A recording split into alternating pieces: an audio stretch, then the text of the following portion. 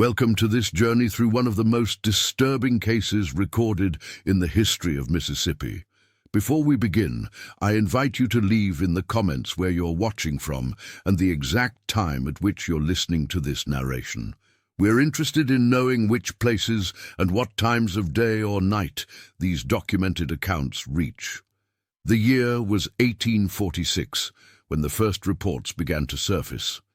In the dense forests of northeastern Mississippi, among the foothills of the Appalachian Range that stretched into the state, local settlers spoke in hushed tones about a figure that moved through the wilderness with unnatural stealth.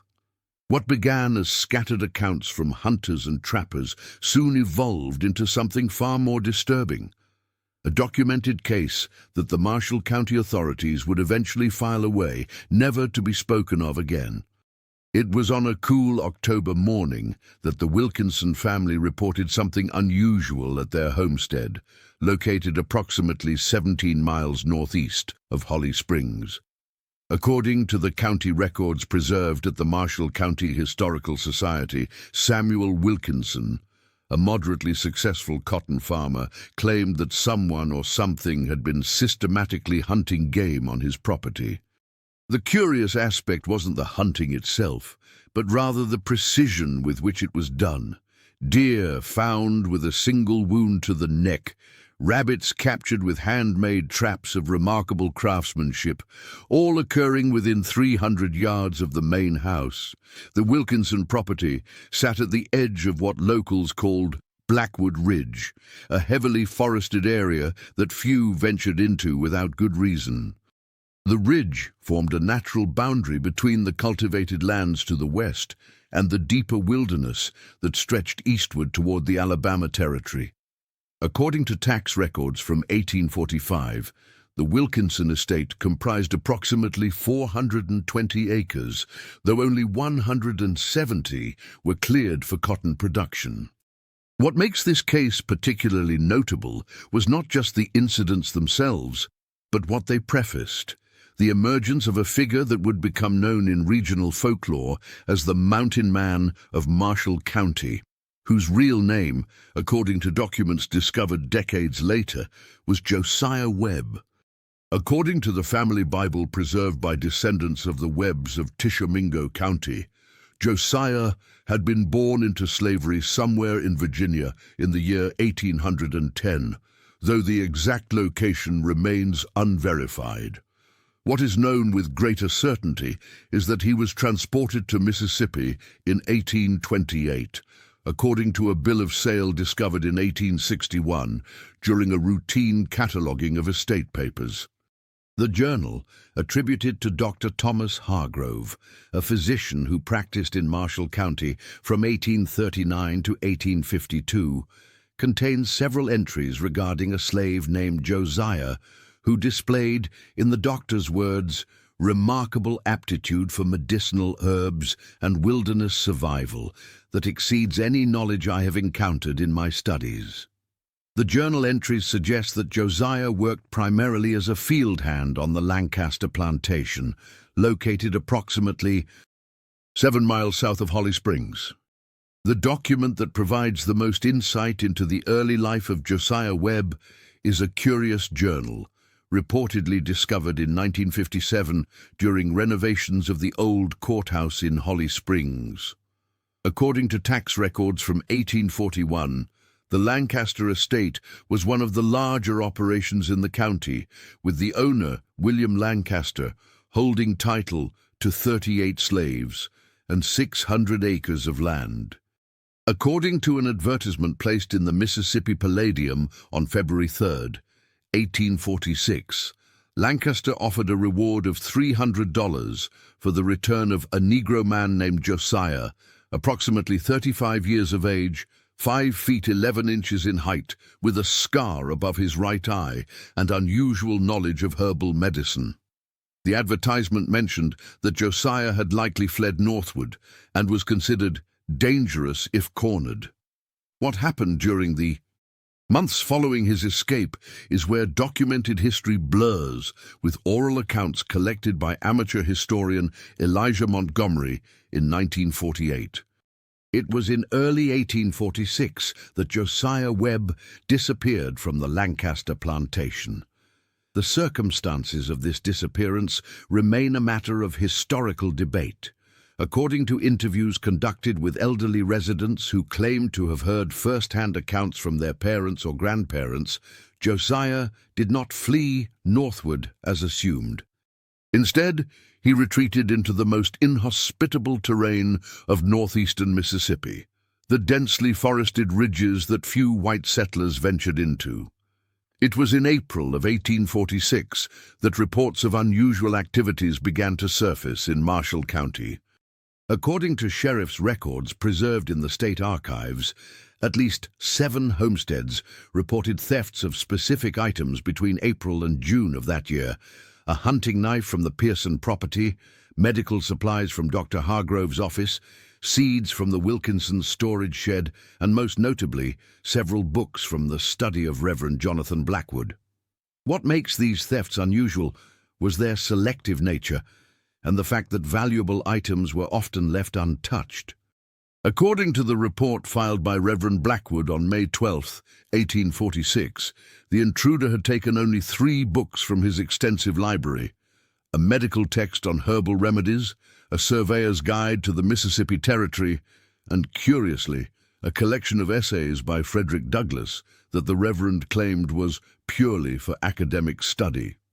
The turning point in the documented case came on July 7, 1846, when Samuel Wilkinson reported to the marshal, county sheriff, that he had encountered a man in the woods of his property, a Negro man who moved with the stealth and precision of an Indian scout. According to Wilkinson's statement, preserved in county records, the man had been observing the Wilkinson house from a distance of approximately 100 yards, hidden among the dense foliage at the edge of the cleared land. Wilkinson claimed to have pursued the figure into the woods, but lost track of him after less than a quarter mile. What he discovered instead was what appeared to be a temporary camp, a small, carefully constructed lean-to that showed signs of recent occupation, a fire pit that had been designed to produce minimal smoke, and most disturbing to Wilkinson, a series of markings carved into the surrounding trees that he could not decipher but described as methodical and intentional. The sheriff organized a search party the following day, according to county records. The party consisted of Wilkinson, 3 neighboring landowners, and 2 men described in the records as Negro trackers who were experienced in hunting runaway slaves. The search lasted 2 days, but yielded no direct contact with the mysterious figure. However, they did discover something unsettling approximately 3 miles east of the Wilkinson property, a more permanent shelter constructed with remarkable skill in a nearly inaccessible ravine. According to the sheriff's report dated July 10, 1846, the shelter contained evidence of long-term occupation, preserved food, carefully collected rainwater, medicinal herbs organized by type, and most notably, pages from the books stolen from Reverend Blackwood's library, which had been affixed to the inner walls of the shelter. The search party destroyed the shelter and continued their pursuit, but as night fell on the 2nd day, they made the decision to return to Holly Springs, with several members reporting an unsettling feeling of being observed from multiple directions. It was in the weeks following this search that the case took a more disturbing turn. According to an account published in the Mississippi Palladium on August 4, 1846, Lancaster Plantation experienced an unusual incident when 3 of its field slaves disappeared overnight. What made the disappearance particularly notable was that they had taken nothing with them, no provisions, no extra clothing, suggesting either great haste or, as the newspaper speculated, the influence of some external agent familiar with wilderness survival. William Lancaster immediately suspected Josiah's involvement. According to a letter he wrote to the governor, dated August 6, 1846, and preserved in the state archives, Lancaster claimed that Josiah had been quietly subverting the natural order and had likely been planning the escape of others for some time. He requested state militia support to conduct a more thorough search of the region.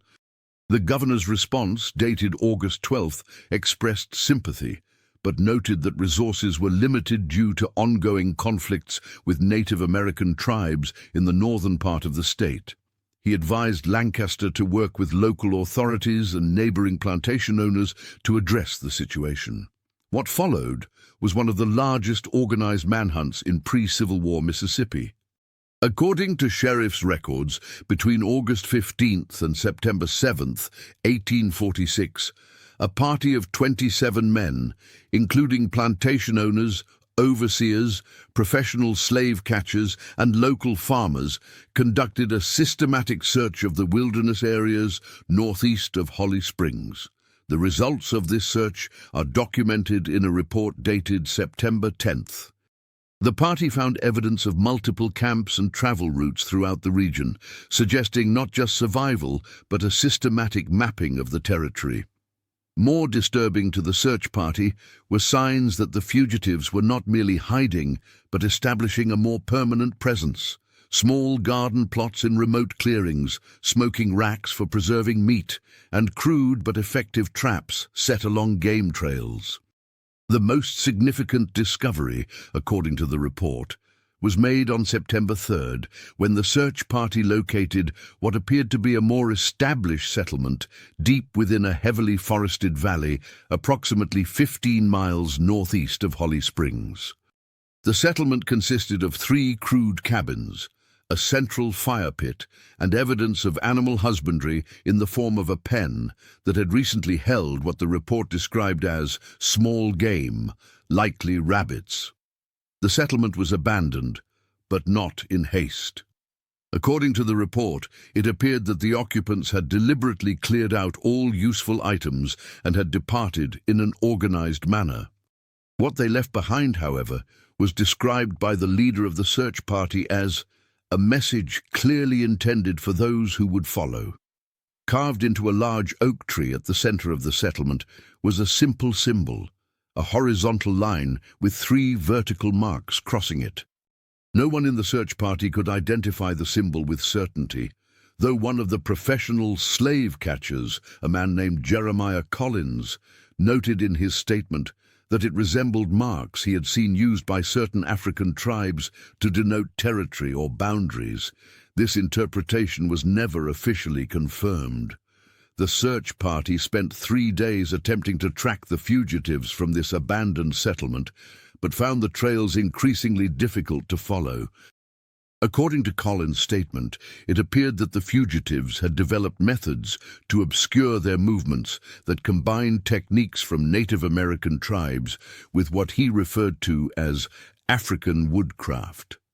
The search was officially abandoned on September 7th, when 2 members of the party were injured in what was described as a deadfall trap of ingenious design that had been placed along what appeared to be a frequently used trail. According to county records, William Lancaster sold his property in Mississippi in November of 1846 and relocated to Louisiana, citing in a letter to a business associate that the climate of Marshall County has proven detrimental to my continued operations.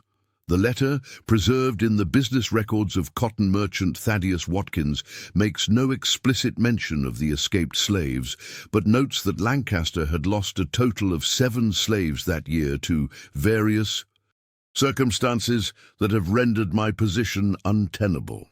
From late 1846 through 1848, Marshall County records show a curious pattern of incidents. The aftermath of the failed search is where the documented history becomes particularly interesting. At least 6 smaller farms on the northeastern edge of the settled areas reported livestock disappearing, not slaughtered on sight, as would be common with predators or typical theft, but simply gone.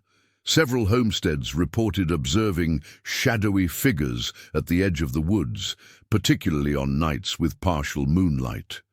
Most notably, according to church records from the Holly Springs Baptist Church, at least 3 families who had settled in the remote northeastern areas of the county abandoned their claims and relocated closer to town, citing in the church minutes uncertain security and a general sense of being unwelcome in that particular territory.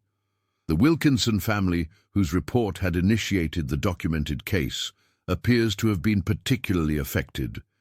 According to tax records, their productivity declined significantly in 1847, with Samuel Wilkinson reporting only 70 acres under cultivation compared to the previous 170.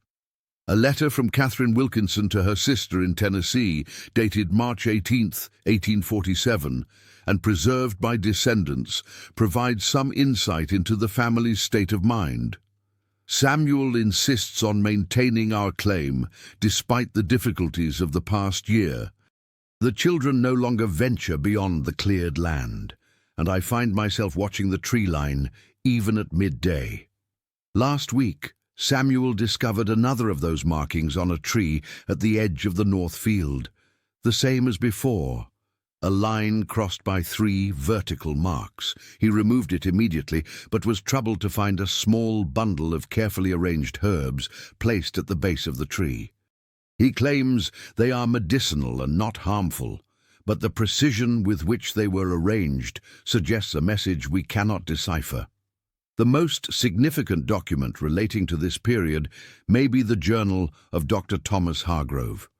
In an entry dated January 4, 1848, he writes, "I was called to the Reynolds plantation yesterday to attend to a slave suffering from a severe infection resulting from a logging accident 3 days prior.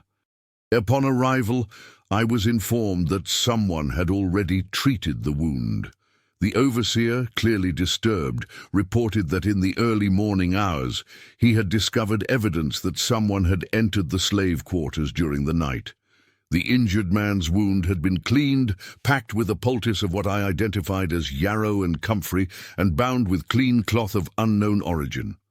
The injured man, when questioned separately, claimed to have seen no one, but admitted to having been given something to drink that induced sleep, after which he awoke to find his wound treated. When I inquired about the possibility of another slave having medical knowledge, the overseer became agitated and mentioned the mountain devil, a term I have heard with increasing frequency among both the white and Negro populations of the northeastern settlements. The term mountain devil appears in several documents from this period, though its exact meaning seems to have evolved over time. In early references, such as Hargrove's journal, it appears to be used with fear and suspicion. However, in accounts collected from former slaves after the Civil War, the term takes on a markedly different connotation. According to interviews conducted by Northern journalist Frederick Wilson in 1871, published in his work Voices of the Recently Enslaved, Mississippi Accounts, several former slaves from Marshall and neighboring counties spoke of a mountain man who had established a refuge in the wilderness before the war. One account, attributed to a former slave named Moses Jenkins, stated, "There was those who knew how to find him if they had need. It was said he could heal ailments that white doctors couldn't touch, and that he helped those looking to make their way north. Some said he had maps in his head of every trail and stream from Mississippi to Ohio, and that he could move through the forest without disturbing a single leaf. The masters feared him something terrible, called him a devil, and put out rewards, but there were many, even among the white folks, who sought his knowledge of herbs and remedies when conventional medicine failed them." Perhaps the most concrete evidence of Josiah Webb's continued presence in the region comes from an unusual source, the diary of Reverend Jonathan Blackwood. In an entry dated October 12, 1848, Blackwood writes, "I encountered him today. I had ridden to the Harrison property to deliver some religious materials and took a shortcut through the woods on my return journey, a decision that proved most consequential. In a small clearing, approximately 4 miles northeast of town, I came upon a man tending to a garden of what appeared to be medicinal herbs. He was tall, with the bearing of someone who has lived long in the wilderness, and though his skin was dark, his eyes held a quality of intelligence and awareness that immediately struck me. He made no move to flee, which I found surprising given the circumstances. Instead, he addressed me by name, a fact that unsettled me greatly, as I am certain we had never met. He spoke with a curious mixture of dialects, but with a vocabulary that belied significant education. He inquired about my health and that of my wife, mentioning her respiratory troubles that few in the community are aware of. Before I could overcome my astonishment to question him, he presented me with a small bundle of dried herbs, provided precise instructions for their preparation, and suggested they would ease Margaret's breathing considerably. He then simply nodded, as if concluding a routine business transaction, and disappeared into the woods, with a swiftness that defied my ability to track his movement. I remained in the clearing for some time, contemplating whether to report the encounter to the authorities.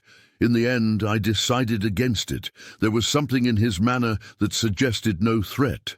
Indeed, quite the opposite. I have prepared the herbs as instructed, though I have not yet informed Margaret of their source.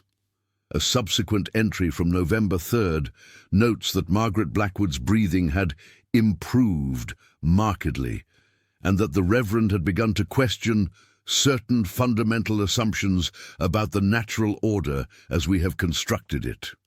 By 1849, the documented reports of direct encounters with the Mountain Man had decreased significantly, though his influence appears to have remained.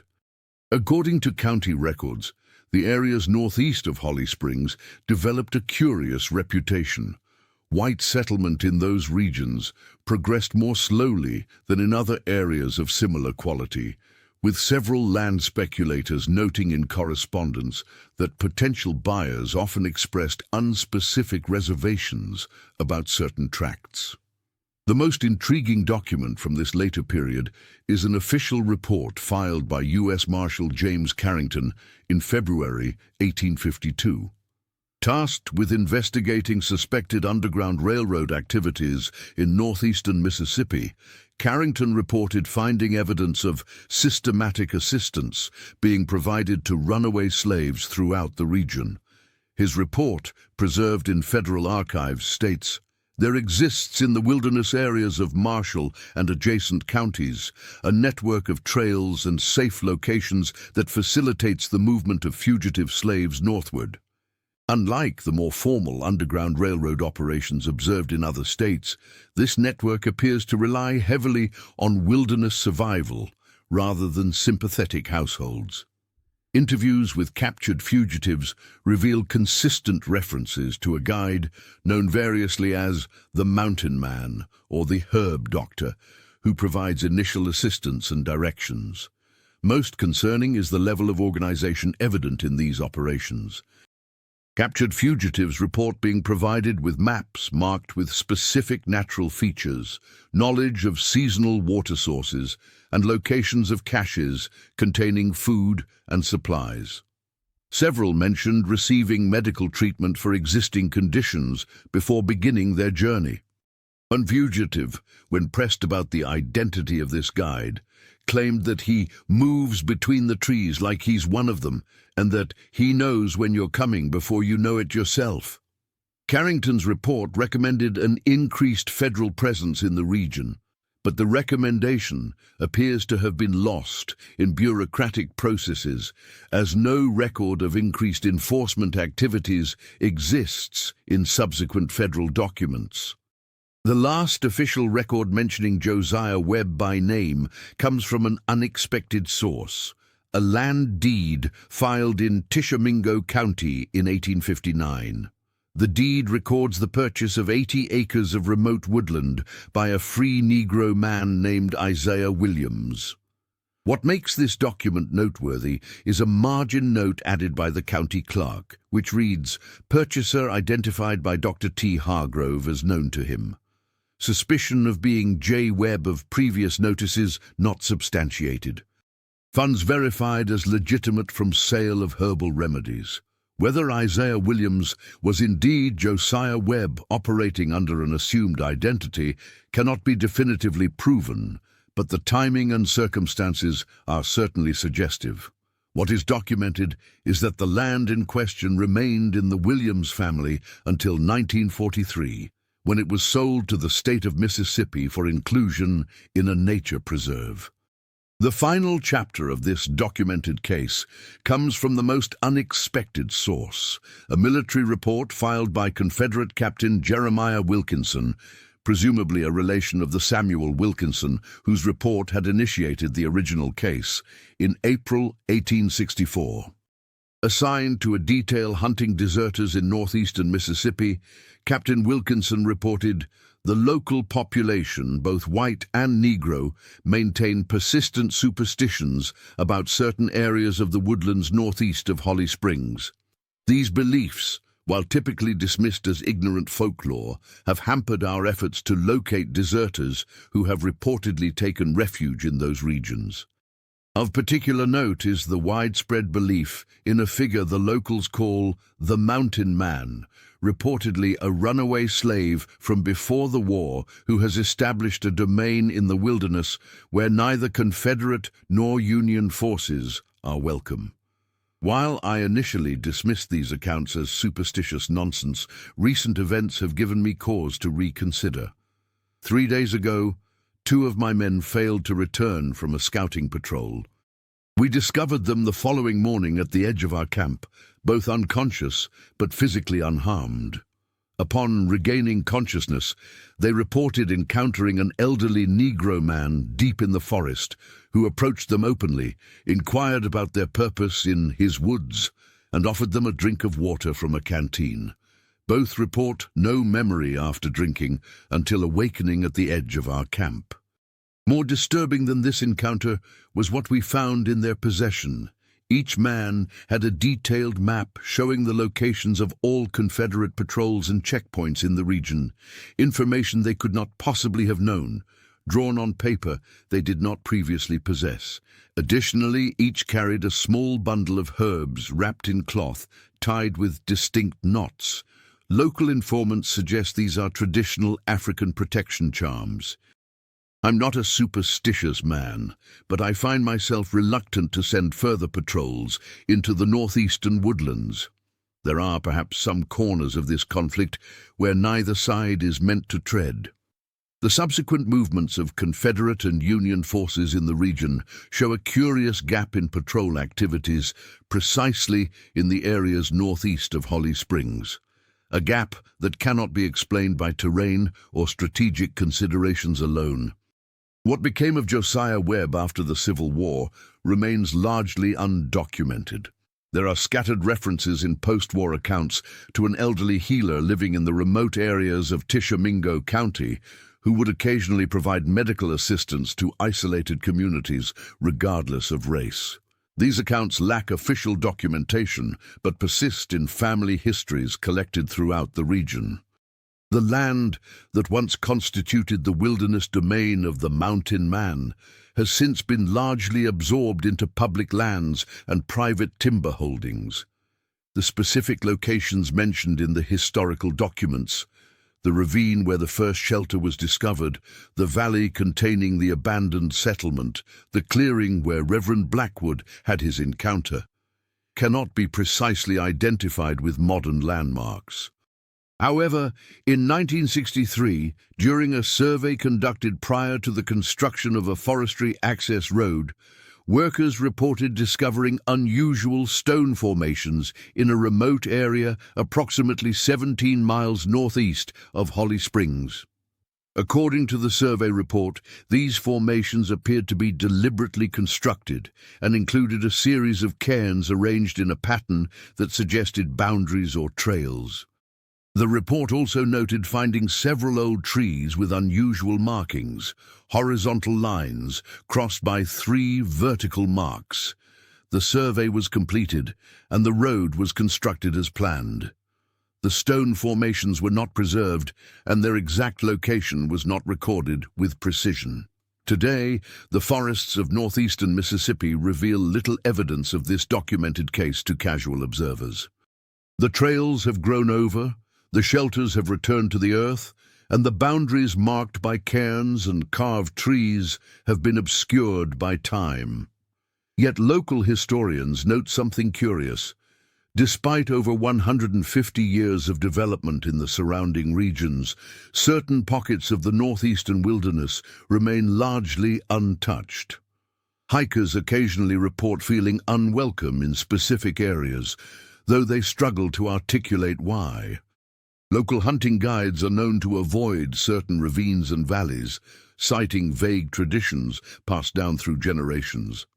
And perhaps most curiously, according to records maintained by the Mississippi Department of Conservation, plant surveys conducted in 1982 identified unusual concentrations of medicinal herbs growing in patterns that botanists described as suggesting historical cultivation in precisely the areas once associated with Josiah Webb, the most feared mountain man in Mississippi who was once a slave.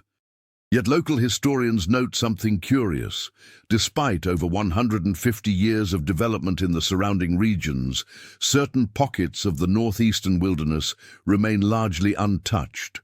Hikers occasionally report feeling unwelcome in specific areas, though they struggle to articulate why. Local hunting guides are known to avoid certain ravines and valleys, citing vague traditions passed down through generations. And perhaps most curiously, according to records maintained by the Mississippi Department of Conservation, plant surveys conducted in 1982 identified unusual concentrations of medicinal herbs growing in patterns that botanists described as suggesting historical cultivation in precisely the areas once associated with Josiah Webb, the most feared mountain man in Mississippi who was once a slave. What makes the case of Josiah Webb particularly compelling is not just the documented incidents themselves, but the ripple effects that continued long after his active presence in the region had faded from public record. According to land ownership maps from 1870 through 1900, the areas most strongly associated with Webb's activities remained largely undeveloped despite their potential agricultural value. Local newspaper accounts from this period occasionally reference the haunted woods or cursed valleys northeast of Holly Springs, though these references appear to be based on superstition rather than documented incidents. The oral histories collected by researcher Elijah Montgomery in the 1940s provide perhaps the most intriguing glimpse into how the legacy of Josiah Webb transformed over generations. Montgomery, a history professor at Rust College in Holly Springs, conducted extensive interviews with elderly residents of Marshall and surrounding counties, focusing particularly on stories passed down through both white and black families about the pre-Civil War era. According to Montgomery's notes, archived at the Mississippi Department of Archives and History, the figure of the mountain man had evolved into something more complex than a simple bogeyman. In accounts from descendants of former slaves, Webb was described as a protector and healer, someone who had carved out a territory where the normal rules of the antebellum South did not apply.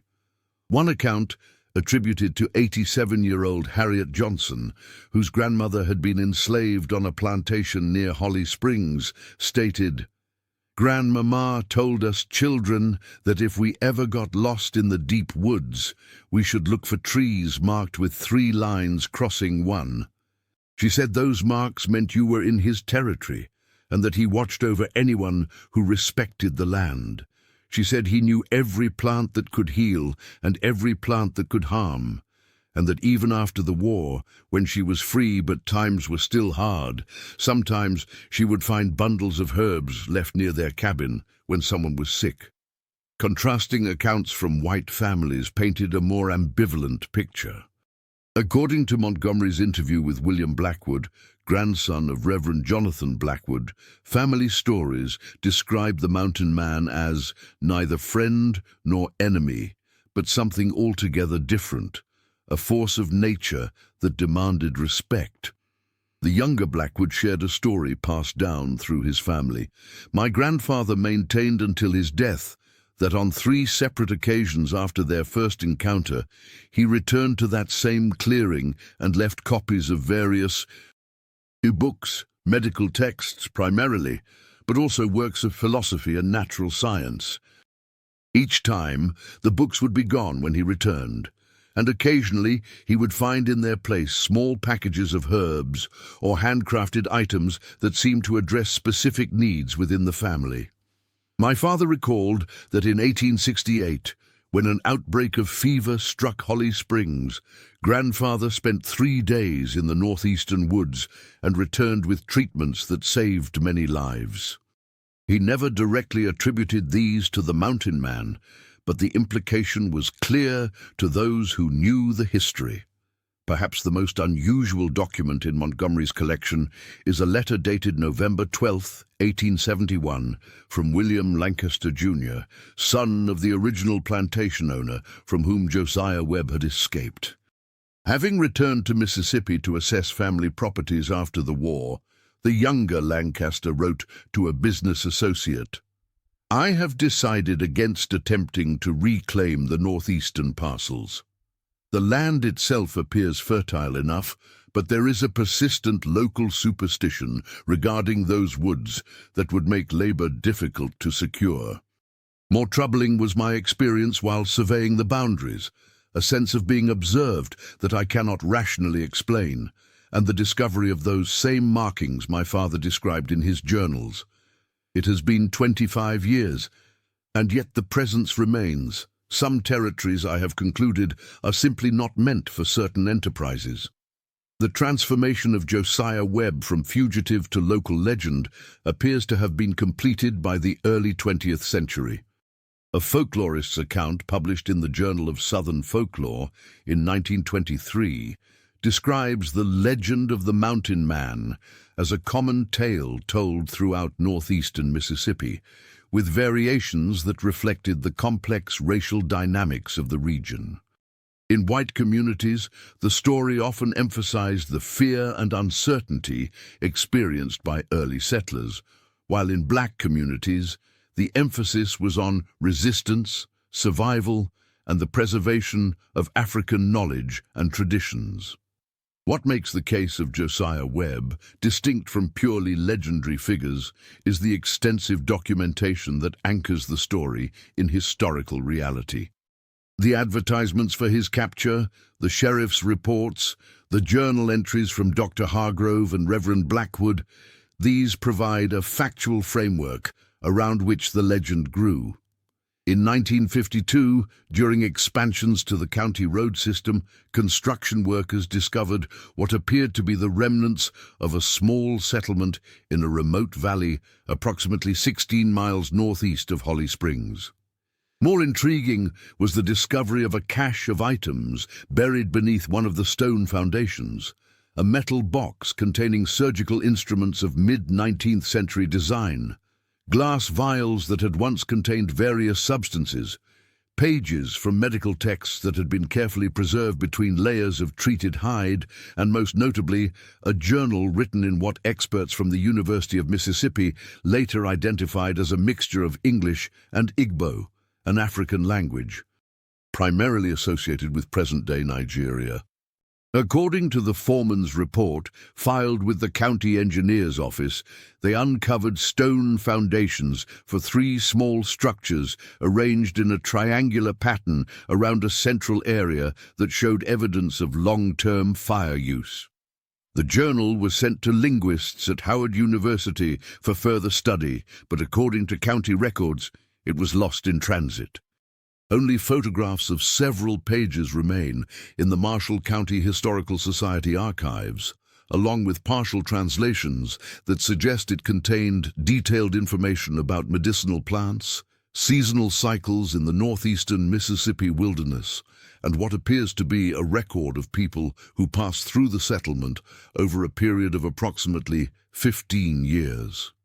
The archaeological evidence, while limited, provides further support for the documented narrative.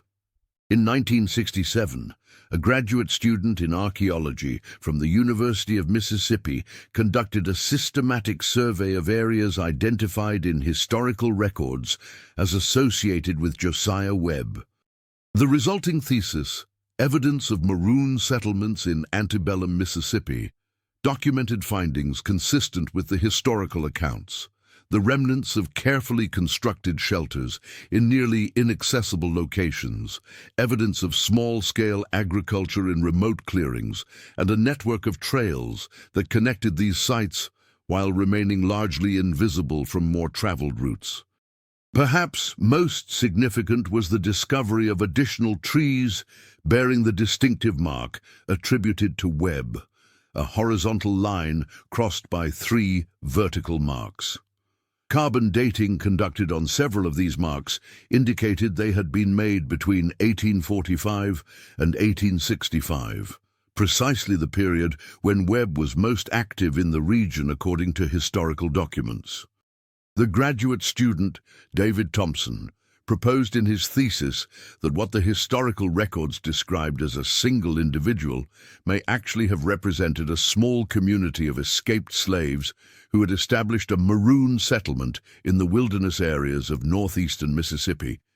Similar communities had been documented in the Great Dismal Swamp of Virginia and North Carolina and in the bayous of Louisiana, but Thompson's research represented one of the first academic acknowledgments of such communities in Mississippi. Thompson's thesis advisor, Dr. James Wilson, noted in his foreword to the published work, "What makes the case of Josiah Webb and the northeastern Mississippi Maroons particularly significant is not just their existence, but the evidence suggesting their interactions with the surrounding communities."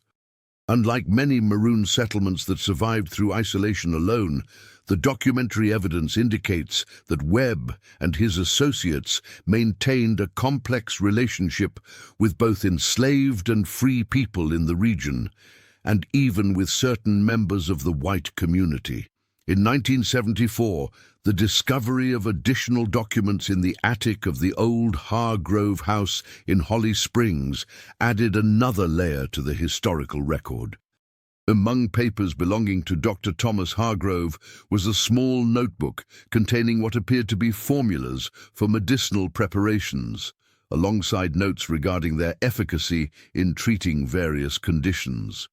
A notation on the inside cover in Hargrove's handwriting reads, "Remedies learned from J.W., 1849 to 1858. To be kept in confidence as promised." The notebook contains detailed instructions for preparing treatments for numerous ailments, from fever and digestive complaints to more serious conditions like infections and respiratory diseases. Botanical experts from the University of Mississippi who examined the formulas in 1976 noted that many contained plants known to have medicinal properties, combined in ways that reflected both European medical traditions and practices documented in West African healing traditions. Dr. Eleanor Richards, professor of pharmaceutical sciences, wrote in her analysis of the notebook, "What is particularly remarkable about these formulations is not just their likely efficacy, but the sophisticated understanding of dosage, preparation methods, and contraindications they reveal. These are not folk remedies based merely on tradition, but evidence of a systematic approach to medicine that combines empirical observation with inherited knowledge." The most recent documented connection to Josiah Webb came in unexpected form in 1985, when a historical preservation project in Tishomingo County uncovered tax and property records relating to Isaiah Williams, the free black man who had purchased land in 1859 that some historians believe may have been Webb operating under an assumed name. Among these records was a will dated 1876, in which Williams distributed his property among several individuals identified only by first names, with descriptions suggesting they were formerly enslaved people who had settled in the area after the Civil War. The will includes specific instructions regarding the northeastern portion of his land. The 40 acres encompassing the 3 springs and the old settlement are to remain undisturbed and undeveloped in perpetuity. This land has provided sanctuary and healing to many in need and shall continue to do so. The markings on the boundary trees are to be maintained by those who understand their significance. The will was executed according to its terms, and the land in question remained in communal use by descendants of the named beneficiaries until 1943, when economic pressures forced its sale to the state. However, deed restrictions included in the sale maintained the prohibition on development of the northeastern section, a restriction that remains in force today as part of the State Forest Management Plan. The story of Josiah Webb, documented in official records, preserved in oral histories, and evidenced in archaeological findings, presents a counter-narrative to traditional understandings of resistance in the antebellum South. While much historical attention has focused on those who escaped slavery by fleeing northward or through organized channels like the Underground Railroad, Webb represents those who carved out spaces of autonomy within the South itself. Dr. Rachel Johnson, in her 2004 work Hidden Histories of Resistance in the Deep South, argues that Webb's case is particularly significant because it transcends the individual. The documented evidence suggests that Webb created not just a hiding place, but a system, a network of safe locations, communication methods, and knowledge transfer that supported others seeking freedom or autonomy. Perhaps most remarkably, this system appears to have survived in various forms, long after Webb himself disappeared from the historical record. The persistence of Webb's influence can be traced through subsequent generations. According to records from the Freedmen's Bureau established after the Civil War, the areas of Marshall and Tishomingo counties associated with Webb's activities saw unusually high rates of land acquisition by formerly enslaved people between 1865 and 1875. Many of these small landholdings were located in or near the regions historically connected to Webb, suggesting that knowledge of the territory and perhaps community connections had been maintained. Church records from the African Methodist Episcopal Congregation, established in Holly Springs in 1868, include references to an elder who dwells in the wilderness, who occasionally provided assistance to community members in need. While never explicitly identified as Webb, who would have been approximately 58 years old at that time, the descriptions align with historical accounts of his activities.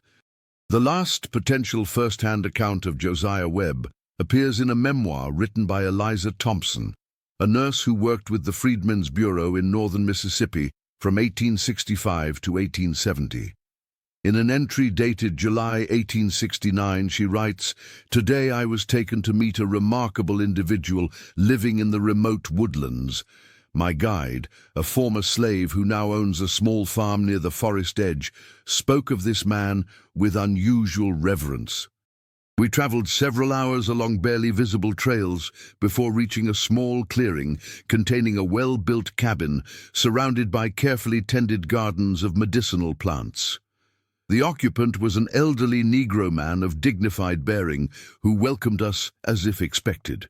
Though he introduced himself as Isaiah, my guide later confided that this was the man known during slavery times as Josiah, who had established a sanctuary in these woods for those seeking freedom. He shared with me several treatments for the summer fevers that have been afflicting the freedmen's settlements, treatments that proved remarkably effective upon my return. What struck me most was not just his knowledge, but his demeanor. that of a man who had created his own domain and lived according to his own principles through decades when such autonomy seemed impossible for those of his race. As we departed, he walked with us to what he described as the boundary of his territory, marked by a tree bearing 3 vertical lines crossing a horizontal one. "Beyond this," he said, "lies their world with their rules. Within it lies mine."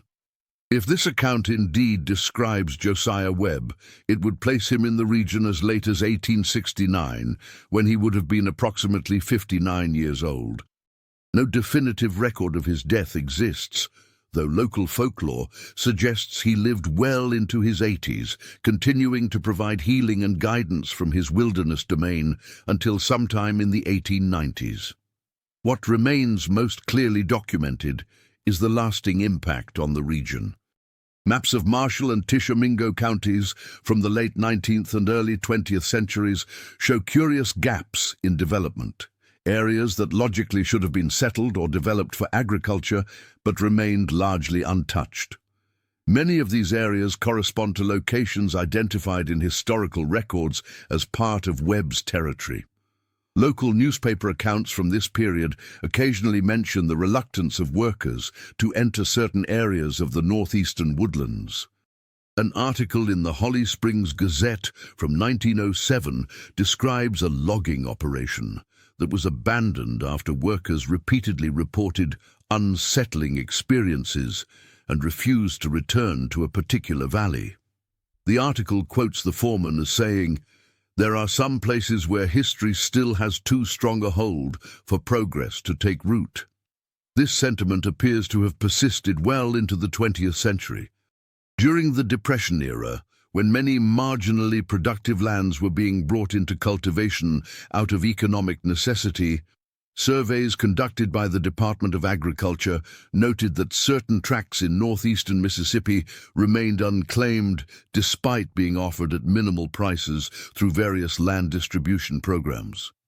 The report, dated 1936, includes a curious footnote.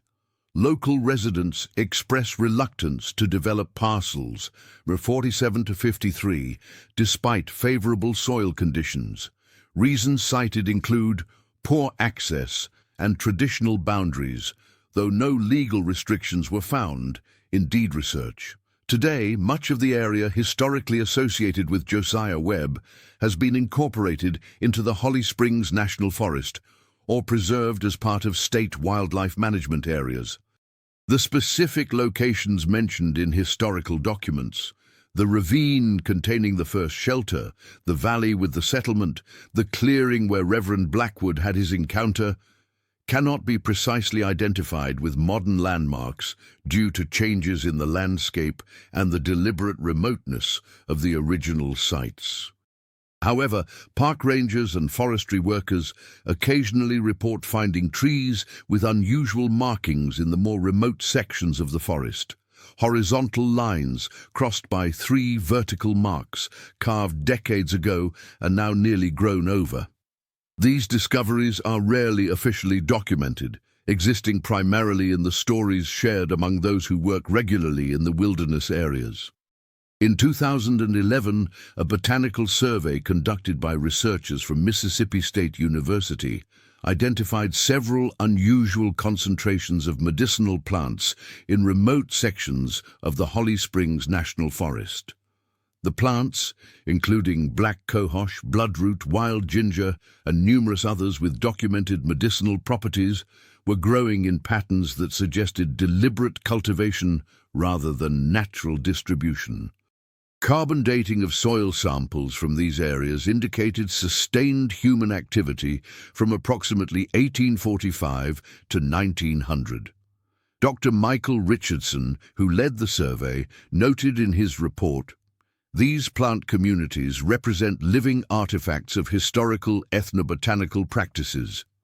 The specific combinations of medicinal species, their planting patterns, and their continued persistence long after active cultivation ceased suggest a sophisticated understanding of both the plant's medicinal properties and their ecological requirements."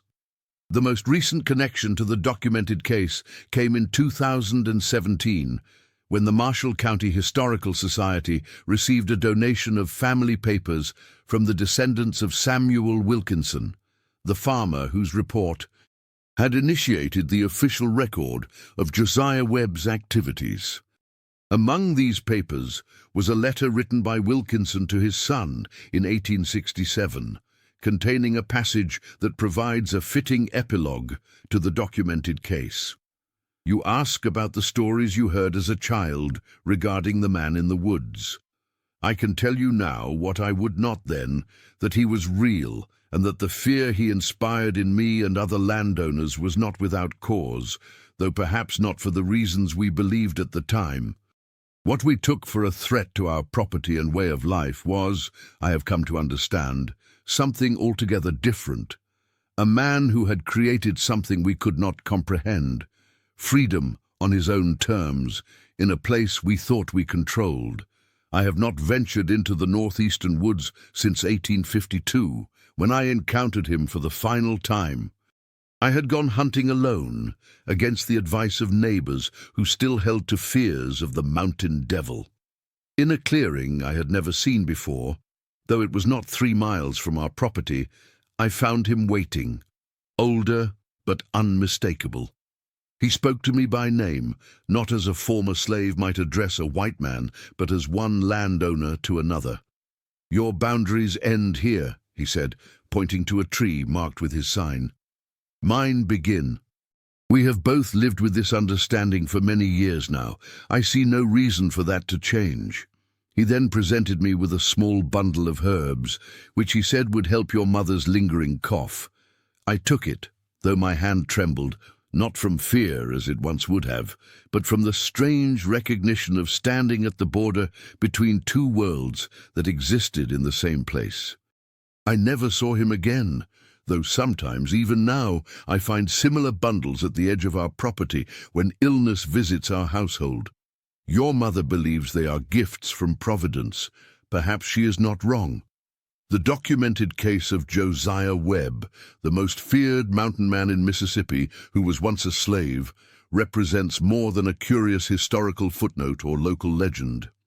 It provides a documented example of resistance and autonomy, created within the very heart of the antebellum South, a man who transformed his status from property to sovereign through knowledge, strategic thinking, and profound understanding of the landscape. The fear he inspired among white settlers arose not just from the unknown, but from the fundamental challenge his existence presented to the established order. Here was a man who had not only escaped the system, but who had created his own domain where that system's rules did not apply. A territory where a formerly enslaved man determined boundaries, established rules, and moved with complete autonomy. The physical traces of Josiah Webb's presence in northeastern Mississippi have largely faded with time. The shelters have returned to the earth, the trails have grown over, and the boundaries marked by cairns and carved trees have become obscured. Yet in the uncultivated valleys, the unusual concentrations of medicinal plants, and the persistent reluctance of locals to venture into certain remote areas, his influence remains.